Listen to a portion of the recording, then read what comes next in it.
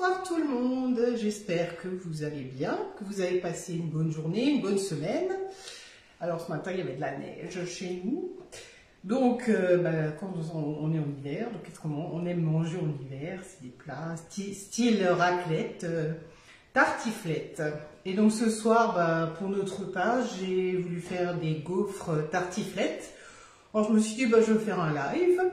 Bon, c'est pas vraiment sur la thématique de Noël, mais ce serait sur une thématique du réconfort dans l'assiette que vous retrouvez dans le catalogue actuel du guide de Marle.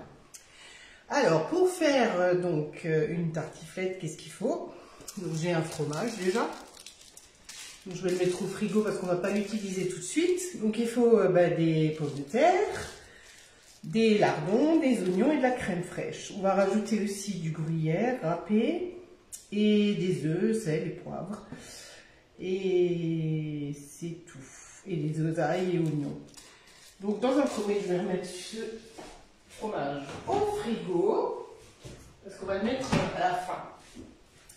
Donc pour faire les gaufres, on va utiliser non pas le gaufrier, mais l'empreinte gaufre. Donc il se compose de 8 gaufres.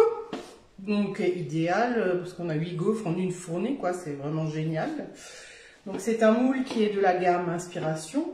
Pourquoi? Parce qu'en fait c'est une forme qui est un peu plus travaillée, hein, ce qui fait les petites alvéoles qu'on retrouve donc qui font la gaufre. Bien sûr, j'ai rincé mon moule, je l'ai posé sur la plaque à lu.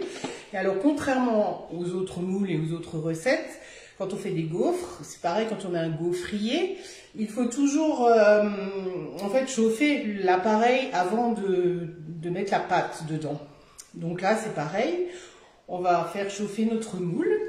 Donc on va mettre les lardons au fond. Donc et je vais mettre ma plaque avec donc mon moule à préchauffer donc pendant à 200 degrés. Et pendant ce temps-là, on fera l'appareil. Et donc, on va faire cuire nos gaufres. Et ensuite, on mettra on retournera nos gaufres sur le moule, sur une toile de cuisson, pardon. Et on mettra du reblochon dessus qu'on aura coupé en lanières. Et on fera chauffer ça pendant 10 minutes. Donc, je vous mettrai la recette tout à l'heure sur la publication Mon Instant Gourmand. Alors n'hésitez pas à l'ouvrir, hein. Vous aurez la vidéo, vous aurez la recette et les produits qui sont utilisés pour cette recette. Donc là voilà, je mets mes lardons. Alors, vous êtes nombreuses à m'avoir commandé le moule gaufre, donc c'est le moment de le sortir.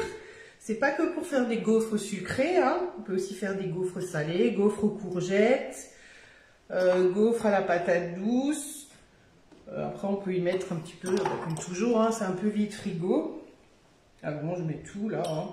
Je ne vais pas m'embêter. Comme ça, les lardons seront... Alors là, c'est pas du lardon, c'est du bacon. C'est un petit peu moins gras. On va essayer de ne pas faire des paquets. Voilà. Et donc, je vais enfourner ça à 200 degrés. Donc là, mon four est chaud et froid, pardon. Ah, j'ai pas mon commis aujourd'hui.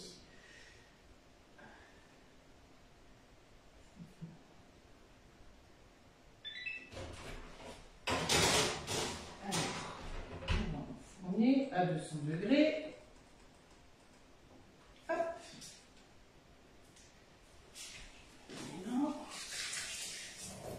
Et pendant ce temps, on va donc faire notre appareil. Alors, d'habitude, je le fais au robot. Mais tout le monde n'a pas de robot, donc je le fais à la main. Dans le robot, c'est juste du mixage.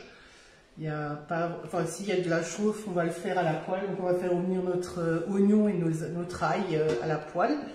Et donc, ça, on peut le faire dans le robot, mais sinon, vous le faites comme moi. Et on va utiliser le fameux Tornado avec donc des lames. Le Tornado, il est super pratique quand on a, par exemple, des petites... couper les oignons, l'ail, des grosses quantités, des fines herbes. Et notamment quand on fait les fines herbes, donc c'est très très fin. Donc on met une petite spatule sur le dessous qui va ramasser vraiment pour pouvoir hacher finement les ingrédients. Là, on va faire grosso modo les pommes de terre et les oignons, donc on n'a pas besoin de les mettre. Donc pour essorer également vos herbes, votre persil, vous avez le petit panier, donc ça marche comme une essoreuse à salade. Ou alors par exemple vous pouvez vous en servir quand vous videz par exemple une petite boîte, genre une petite boîte de champignons ou du maïs. Il faut vite le rincer sous l'eau, on ne va pas sortir la grande passoire, donc c'est aussi pratique pour ça. Et avec le Tornado, on a également un petit couvercle. Donc la contenance, presque 1 litre, 0,9. Et donc avec le couvercle, vous pouvez vous préparer à l'avance et fermer. Vous pouvez le mettre au micro-ondes également. Donc là, on va couper. Donc moi j'ai un gros oignon. Dans la recette, il y en a 2. Donc moi j'ai pris un seul. Hein. Et l'ail 2. Hop. Alors là, j'utilise la planche de couper. Donc, qui était au catalogue, qui était une nouveauté du dernier catalogue. Et voilà, donc je vais me ranger mes... On va déjà le couper.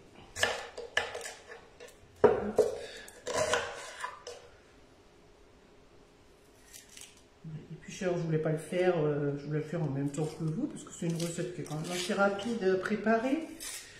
Voilà. Hop. Si je prépare tout à l'avance, j'ai plus rien à faire. Alors ce soir mon commis n'est pas encore rentré, donc je dois me débrouiller toute seule. Alors on va faire chauffer déjà le beurre. Voilà.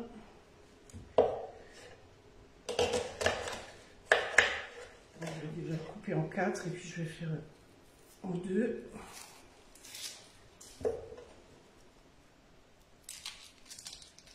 Voilà. Je mets ça. Alors ne chargez pas non plus trop parce qu'après ça risque de... Vous aurez du mal à tirer. Hein. Donc c'est un système avec une poignée qu'on doit tirer. Donc là je fais mon ail. Hop.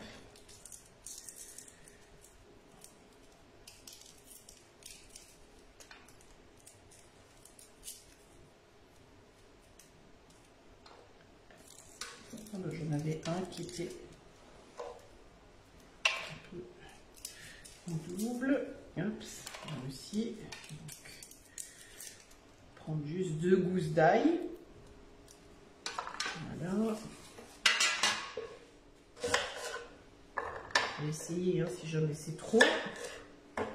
Donc ensuite on met donc, notre ail et nos oignons, on pose et là on...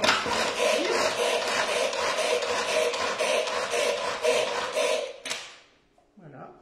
Et donc sans larmes, sans rien, on a nos oignons émincés et notre ail. Hop.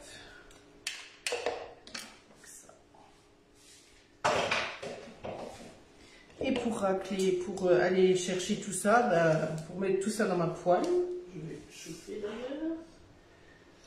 Hop.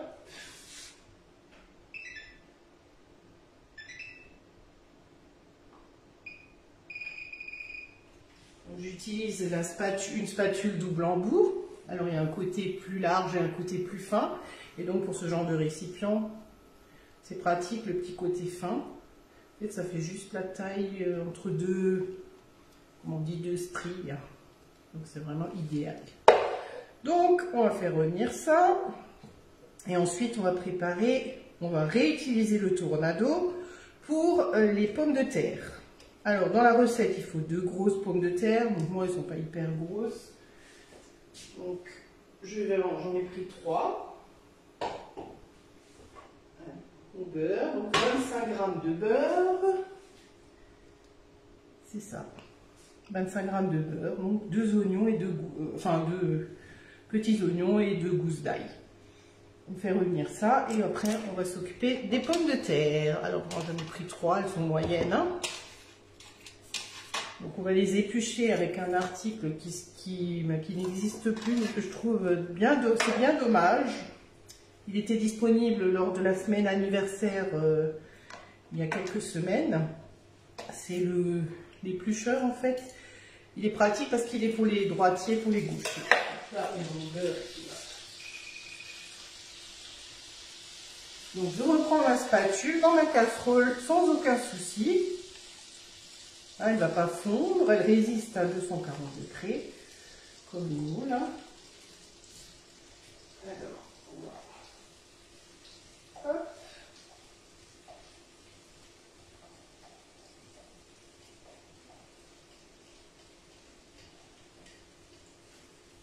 Voilà. Donc, on va faire rissoler ça tranquillement.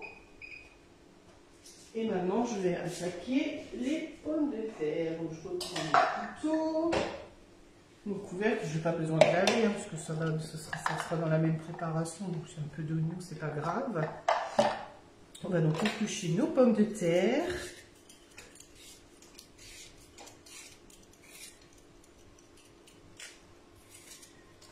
Bon, je ne sais pas que vous aviez de la neige. En Alsace, en tout cas, près chez nous, il y avait de la neige. J'ai vu aussi à Crute. Dans le territoire, il est un peu plus neigé.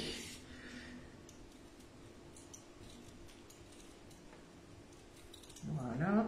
On enlève les yeux. Tac, tac.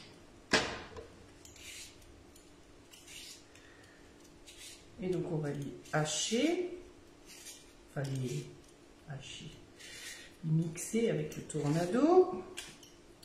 On va mettre tout ça dans un cul de poule et on va mélanger avec donc la crème, les œufs, le fromage râpé. Si j'avais eu de robot, j'aurais mis le fromage en petits morceaux. Mais là, c'est pas le cas. Donc, on peut aussi faire du râpé de fromage avec le tornado, mais pas, disons que c'est pas l'idéal. Surtout si c'est un fromage à pâte un peu molle. Donc, voilà. Tac, tac. Je vais passer sous l'eau.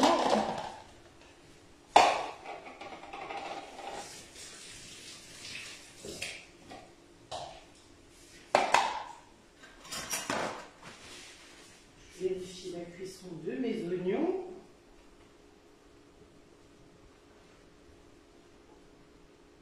Ça sent bon déjà. Et donc ça, on va aussi le couper en petits cubes. J'utilise le fameux couteau à pâtisserie qui n'est pas uniquement pour la pâtisserie. On va faire des petits morceaux. En plus, vous allez donner d'un coup avec le tornado, plus votre ingrédient sera mixé, broyé.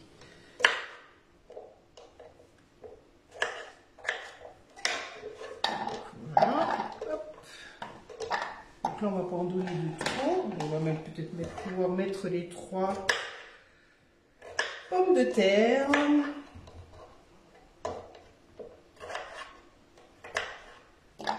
Voilà.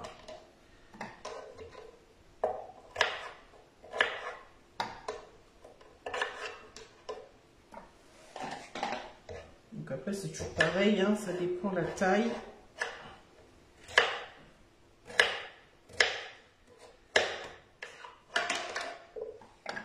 On va essayer. La planche, je n'en ai normalement plus besoin. Hop.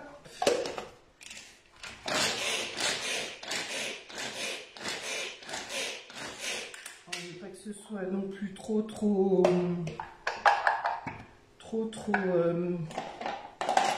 haché, hein. Il faut quand même encore des petits morceaux. Je vais faire. Voilà. S'il y a des gros morceaux. morceaux, on peut les couper avec le couteau un petit peu.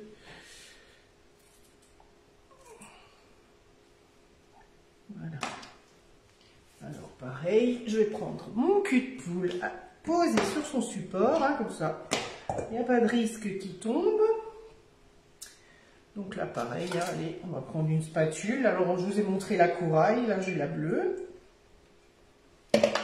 Hop. On va mettre ça dans notre cul de poule.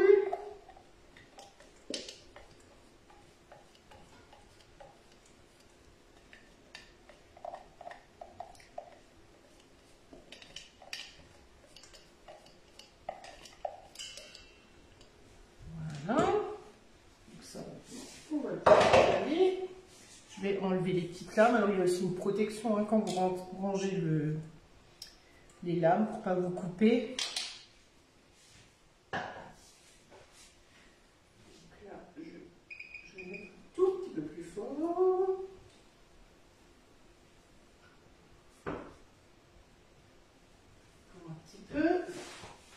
Voilà, donc vous voyez mes pommes de terre.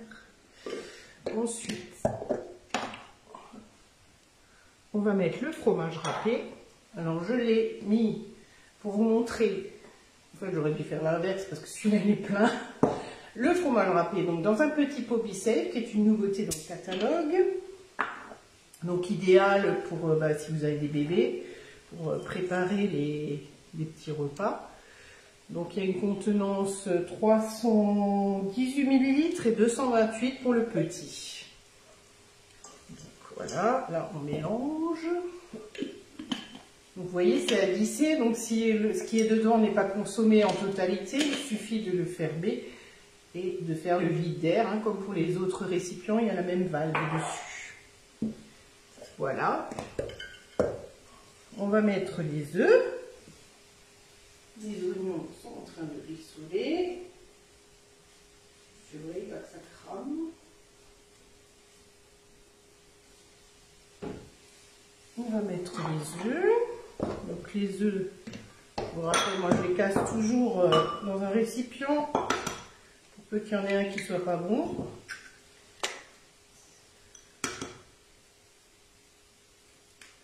Donc 2. On va les battre avec la petite cuillère magique, idéal justement pour faire des petites, quand vous n'avez pas des grandes quantités, des omelettes, de la mayonnaise, une petite chantilly montée en légèrement, donc ça émulsionne aussi les vinaigrettes.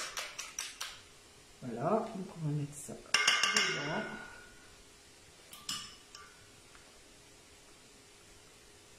Hop. Je range tout de suite et on va pouvoir mettre nos oignons. Alors on ne les fait pas caraméliser, hein, juste un petit peu suer. Alors là, je vais juste les poser au four un petit peu.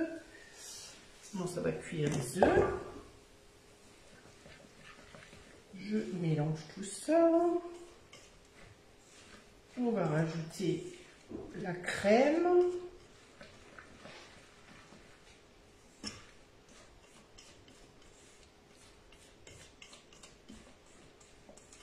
Donc, je vais d'abord rajouter les oignons. Donc la crème elle va tourner. Voilà.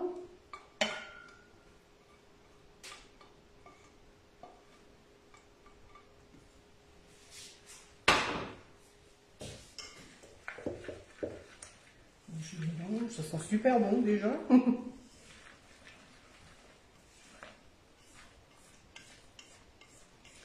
Donc on va lier tout ça avec de la crème fraîche. Donc là je présente le petit pot Bicef, hein, et ça c'est le grand. Vous voyez quand même il y a presque 100 ml de plus.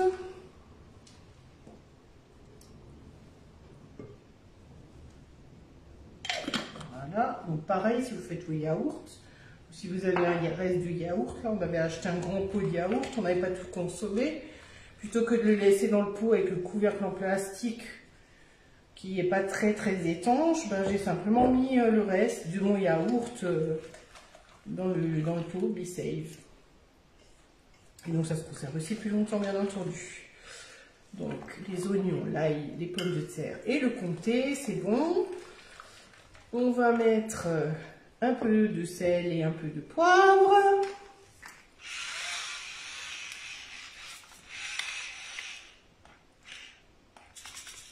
Je remplis et je fatigue un peu.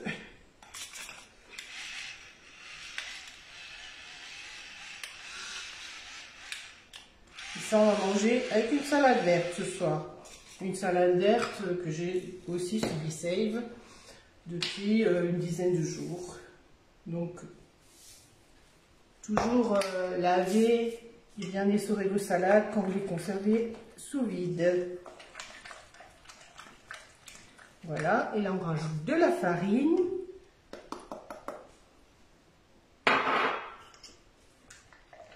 Et on a une espèce de pâte.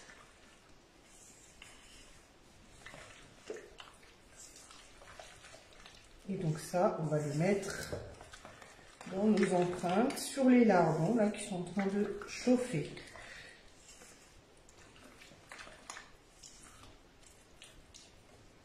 Alors, je vais chercher, je vais voir où ça en est. Et là c'est bon, il est préchauffé. Donc je vais mettre une boulette à gâteau. Parce qu'on ne pose jamais du chaud sur la roule-pâte, hein, je vous le rappelle.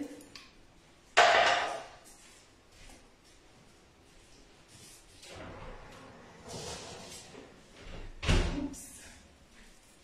Voilà, les lardons sont bien grillés au fond. Donc on va mettre la pâte. Et donc là je vais prendre la petite louche en silicone, bien pratique pour remplir les empreintes. Je vais mettre une louche. Parce que souvent on est généreux au début et après il n'y en a plus pour les dernières empreintes. Et puis on va étaler ça avec la petite spatule coudée.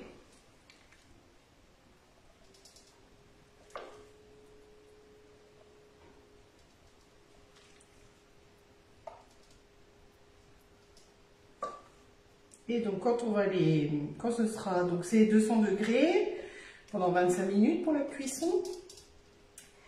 Et ensuite on mettra une toile cile-pâte dessus et on retournera avec une plaque. Et on retournera donc notre cuisson. Et on terminera, donc on mettra le reblochon dessus. Et on terminera avec 10 minutes. Ou alors si vous ne les mangez pas tout de suite, vous le mettez, vous le laissez refroidir et puis vous l'utilisez, vous le mettez quand vous allez passer à table, 10 minutes avant. Voilà.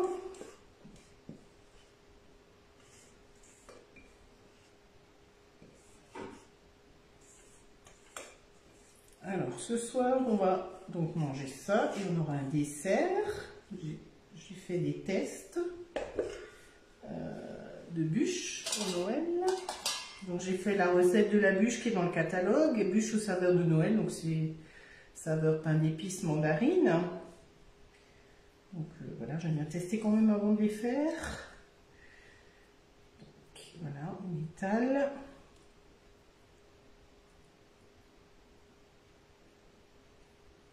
Donc vous aurez un côté où vous n'aurez pas les petits carrés qui sont dessinés, mais ça à la limite c'est pas bien grave, hein, puisque on pose la gaufre sur une assiette, on mettra donc, parce qu'on va les retourner pour mettre le fromage, donc il y aura bien les petits carrés avec le fromage fondu dessus. Voilà, avec la petite spatule ça va très bien. Donc si on a à côté, ne vous inquiétez pas, c'est pas bien grave, ça va brûler mais ça va s'enlever au lavage, hein. Sans aucun souci, ça ne va pas rester collé, hein. C'est le but d'ailleurs des Flexipans, c'est anti-adhérent.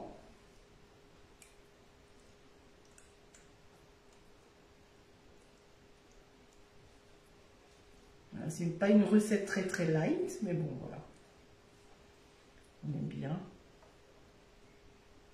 J'avais fait l'année dernière, pour ceux qui me suivaient l'hiver dernier, j'avais fait sur le même principe, avec de la raclette, je crois bien, un roulé. Donc avec une base aussi, pommes de terre, que j'avais fait cuire dans le Flexipon plat.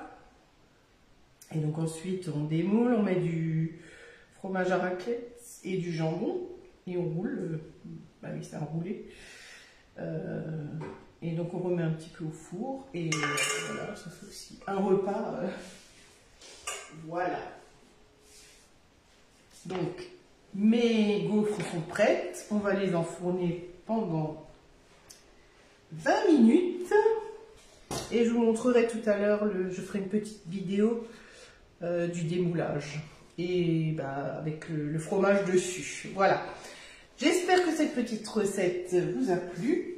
Je vais rester là. J'espère que cette petite recette vous a plu. Vous voyez, c'est simple, rapide. Et puis c'est une idée, hein, avec le moule gaufre que vous êtes nombreuses à avoir. Voilà. Je vous souhaite une très bonne soirée, un bon week-end et je vous dis à très bientôt pour un nouveau live. Suivez-moi sur Facebook.